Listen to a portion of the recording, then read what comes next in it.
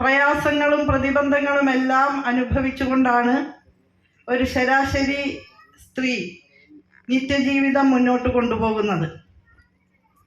അതിയാഥാസ്ഥിതികവും അറുപഴഞ്ചനുമായ മൂല്യസംഹിതകളുടെ കാണാച്ചങ്ങലകൾക്ക് നടുവിലാണ് യഥാർത്ഥത്തിൽ സ്വന്തം ജീവിതത്തെ മുന്നോട്ട് കൊണ്ടുപോകാനും കുടുംബത്തെയും സമൂഹത്തെയും ഒക്കെ ചേർത്ത് നിർത്താനും സ്ത്രീകൾ പരിശ്രമിക്കുന്നത്.